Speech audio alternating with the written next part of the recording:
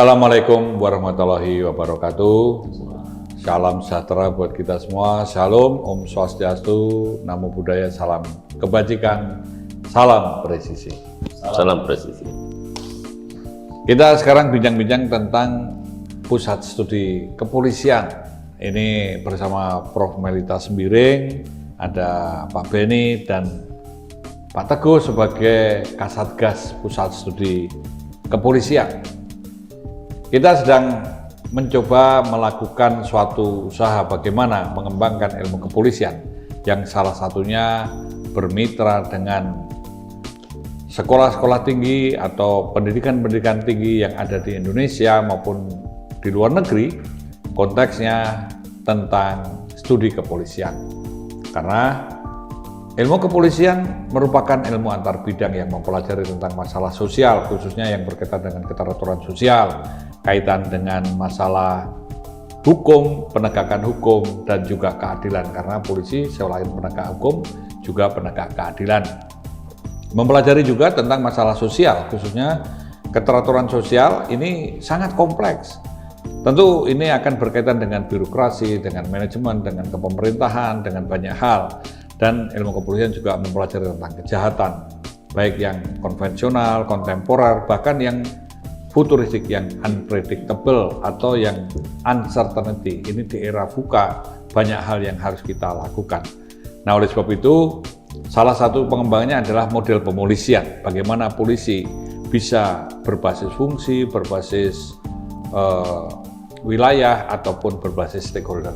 Maka konteks ini kita juga mempelajari tentang isu-isu penting, masalah-masalah moral yang ada di dalam masyarakat dan lain sebagainya. Karena konteks pemolisian ini keutamanya bagi kemanusiaan, keteraturan sosial, dan peradaban.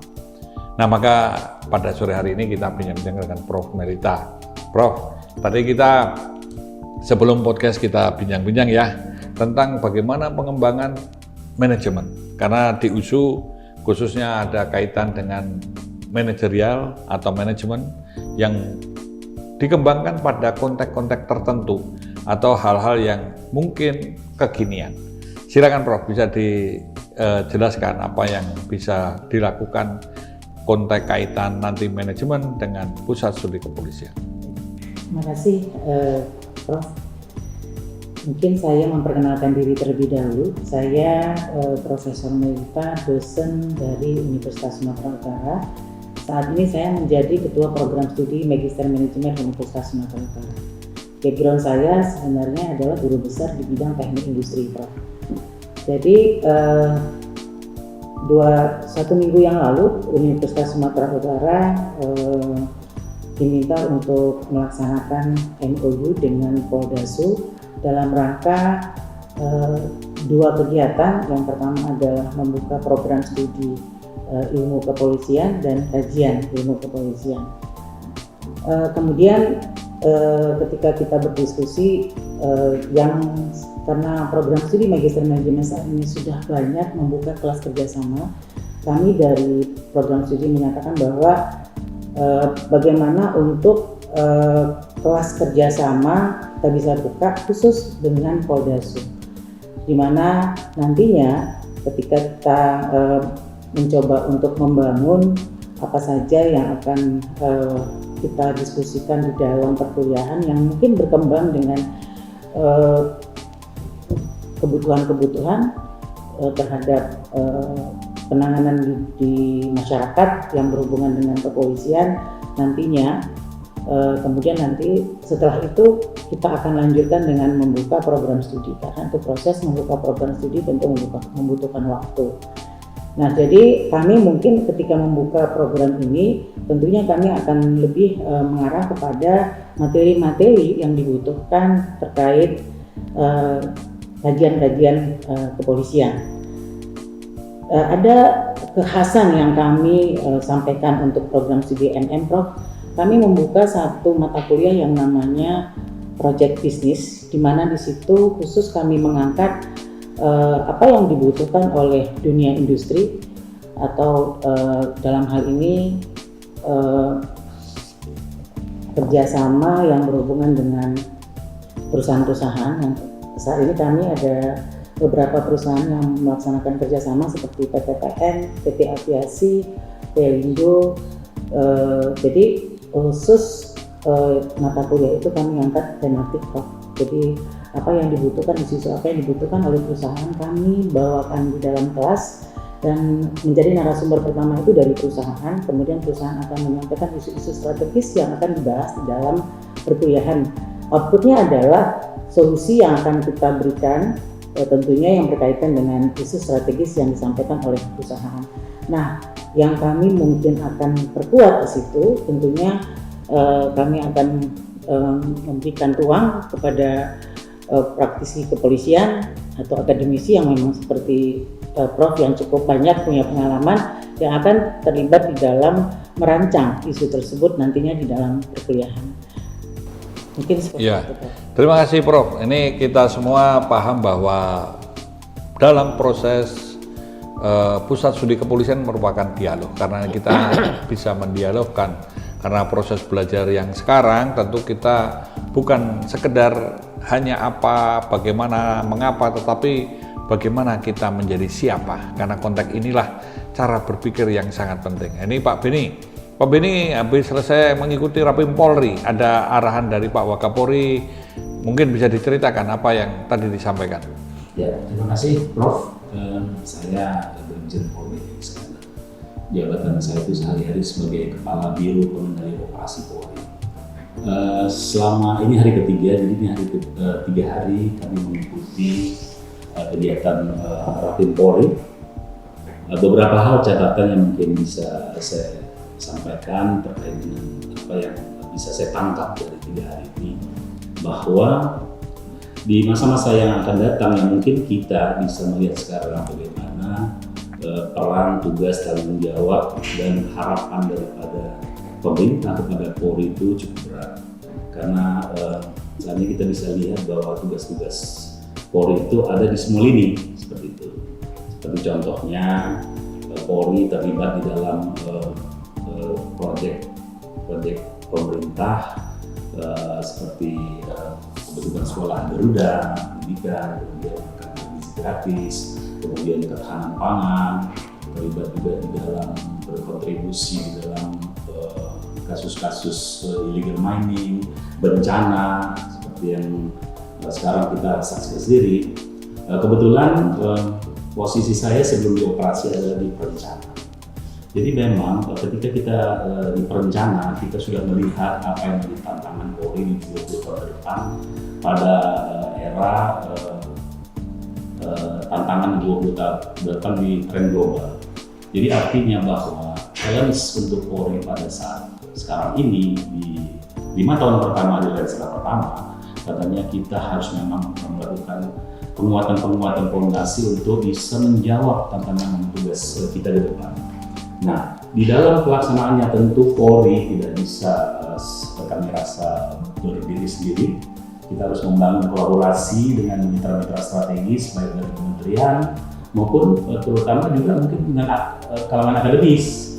Jadi memang benar tepat arahan Kapolri tadi yang disampaikan oleh Pak Kapolri bahwa para Kapolda itu ditargetkan untuk membangun kerjasama dalam waktu yang tidak terlalu lama dengan universitas untuk bisa membentuk pusat-pusat kajian kepolisian, Pusat studi kepolisian, untuk bisa menerjemahkan permasalahan sosial yang ada di lapangan. Karena kalau kita lihat bahwa permasalahan sosial di sekian provinsi ini tidak bisa kita generalisasi. Wilayah barat, tengah, dan timur itu akan berbeda. Walaupun prinsipnya sama, tapi implementasi atau variasinya bisa menyesuaikan dengan corak masyarakat dan kebudayaannya. Betul. Nah, disinilah perlu kerjasama ke depan yang begitu intensif dan efektif untuk dengan universitas. Demikian pertama. Ya, terima kasih Pak Beni. Memang tadi disampaikan bahwa semua ini konteksnya bagaimana kita untuk selalu menjadi pembelajar. Pengembangan untuk menjadi Polri yang presisi atau yang profesional, cerdas, bermoral, dan modern ini, kita perlu ada namanya menjadi pembelajar. Nah, konteks ini maka kita akan tanya dengan Pak Teguh sebagai Ketua Satgas Pusat Studi Kepolisian. Silakan Pak Teguh. Terima kasih Prof. Jadi ide dari dibentuknya pusat studi ini adalah yang pertama bahwa kita mau menindaklanjuti MOU atau nota kesepahaman yang sudah ada dengan perguruan tinggi negeri maupun swasta di Indonesia. Kita ada 74 MOU perguruan tinggi negeri dan swasta yang tersebar di seluruh wilayah Indonesia. Kenapa kemudian kita menindaklanjutinya? Salah satunya adalah dengan pembentukan pusat studi kepolisian. Karena yang pertama, dalam melaksanakan tugas, Polri itu tidak bisa hanya sekedar pengalaman saja atau kemungkinan menangani secara reaktif, tapi kita memerlukan ilmu. Nah, ilmu kepolisian yang menjadi basic penugasan kepolisian itu tentunya harus selalu kita kembangkan. Ini pertama, alasan yang pertama itu kita membangun pusat studi bersama dengan perguruan tinggi itu ingin mengembangkan ilmu kepolisian.